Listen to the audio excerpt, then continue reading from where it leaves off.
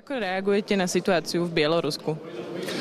No, reagujem na jednej strane s rozhorčením nad tým, čo som videl a zažil, a jednak so súcitom s všetkými Bielorusmi, a nie je ich očividne málo, a to je jediné pozitívum z tej cesty, ktorí si želajú zmenu a ktorých už navždy bude reprezentovať to plačúce dievča, tá študentka z Helsinského výboru, ktorá videla na vlastné oči to isté, čo ja. To znamená verejne demonstrovaný podvod, ktorý samozrejme urobili paholkovia režimu. I keď tí paholkovia mali vysokoškolské vzdelanie, predseda komisie bol riaditeľ gymnázia, ktorý s nevýslovne úbohým pohľadom zbitého psa mlčal na moju otázku, či myslí vážne to, čo prečítal, a či sa nehanbí a či sa bude môcť na druhý deň pozrieť do zrkadla po tom, čo to spravil. A on mlčal, nepovedal nič, pretože nemohol nič povedať. Pretože ten podvod bol tak očividný a tak do neba volajúci, že mal možno ozaj, verím mu, predsa len aspoň toľko trapný pocit. A musíme si predstaviť, aký teror musí v krajine panovať, keď niekto naberie guráž prehlásiť väčšiu kôpku za 20 hlasov a o niečo menšiu za 820 hlasov. Teda 40 násobok tej väčšej kôpky. Čo sa prečí zdravému rozumu i čomukoľvek, a on to urobí. Lebo sa samozrejme bojí o miesto riaditeľa gymnázia, alebo sa možno bojí o osud svojich detí, ktoré zrejme študujú. Že proste je v situácii, v akej sme tu žili, keď tu bol totalitný režim.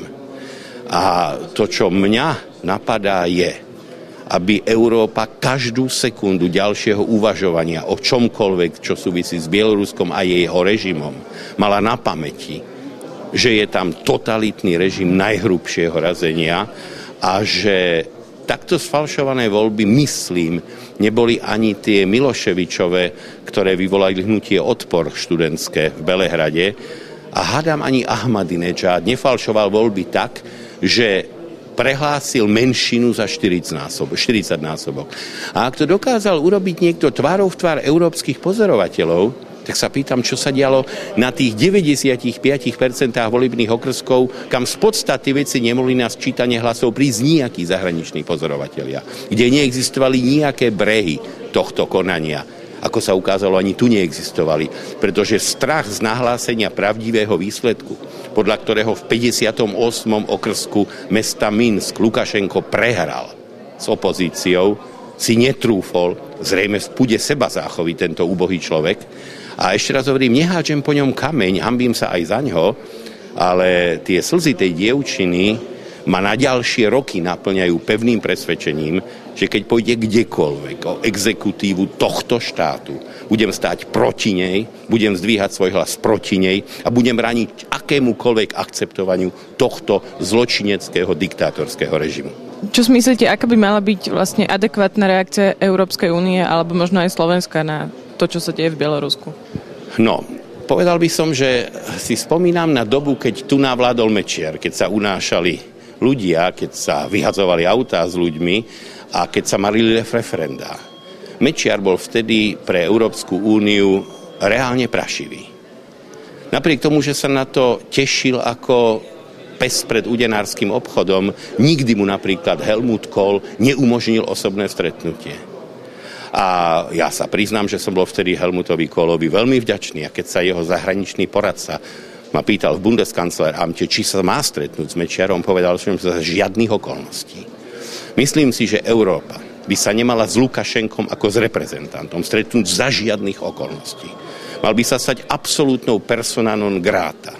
Nemal by byť pustený na územie Európskej únie a tí, ktorí reprezentujú jeho exekutívu, by mali byť opatrení podobne. To znamená, mal by dostať jasne najavo, že je nepriateľný rovnako ako Ahmadinejad a ako Kim Jong-il. Proste, že je on ten, s ktorým sa nedá normálne rokovať ako s partnerom, ale s ktorým sa dá rokovať len z pozície toho, že sa mu vopred na nejakom prípadne svetovom fóre povie, čo je zač. aby to cítil, vedel, aby sa nestávali také lapsusy, ktoré sa zrejme stávajú, že sa pani Hillary Rodham Clinton stretne v Astane na margo stretnutia s svojím partnerom z Bieloruska, na čom by možno nebolo nič zlého, bolo to v Astane, nešla do Bieloruska. Ale samozrejme miestna štátu poplatná tlač to vydáva ako absolútny akt uznania režimu diktátora Lukašenka Spojenými štátmi. Čo samozrejme je možnosť interpretovať v krajine, kde neexistuje alternatívna možnosť informácie v tom zmysle, že by prenikla k širším masám.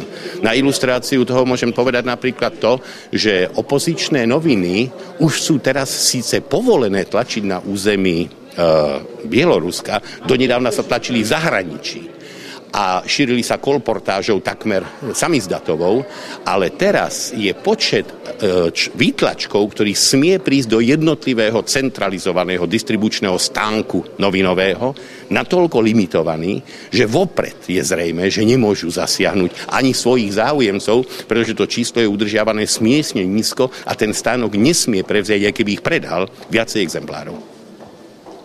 A existuje nejaký spôsob, ako by sa dala podporiť opozícia bieloruská?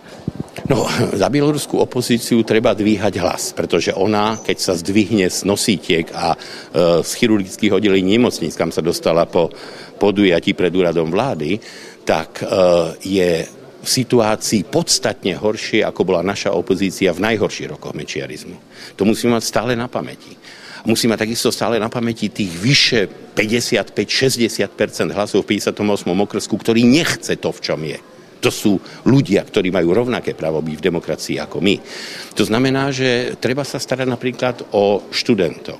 Je dobré, aby naše univerzity napriek finančnej biede umožnili semestrálny či dvojsemestrálny pobyt študentom univerzít z Bieloruska, s tým, že im vzhľadom na situáciu, v akej sa nachádzajú, urobia pokiaľ možno zľavu z internátnych poplatkov alebo s nejakým iným príspevkom im umožnia prebiť tu, pretože ich samozrejme nepokrývajú peniaze Európskej únie, ako je mobilitný program Erasmus. A je teda takou našou nejakou morálnou povinnosťou pochopiť, že oni sú tam, kde sme boli my a hádam by chceli ísť aspoň tam, kde my sme teraz. To znamená, že je to taký morálny záväzok. I my musíme pamätať na časy, keď sa o nás starali ľudia, ako bol Ralph Johnson, americký veľvyslanec, ktorý proste nemlčal a bol oporou. A keď proste sa stalo napríklad len to, čo som povedal, že sa teda nestretávali. To znamená, že iste sa nestane, verím tomu, v tejto koalícii, že by bol Lukašenko pozvaný na štátnu návštevu. Ak by ho, nedaj Bože, ak by ho napadlo pozvať nejakým vyšší postaveným reprezentantom našej krajiny, tak by mal jasne dostať dotyčný reprezentant najavo, že to je súkromné pozvanie. Že teda červený koberec musí položiť sám, ak ho tam má mať. Ja to nechcem podsunúť, že by to chcel urobiť. Len proste to, čo som povedal, musí byť persona non grata a nesmie existovať ani omylom možnosť poskytnúť mu možnosť prezentovať sa vo vlastnom médiu, že však ja som uznaný a akceptovaný a všetci chápu našu cestu. Tak ako nemôžeme chápať Kim Jong-ilovú cestu cez hladomor a jedenie kôry k budúcej veľkej Severnej Kórei, tak nemôžeme chápať ani cestu mlátenia básnikov a literátov ako cestu k budúcemu európskemu Bielorusku.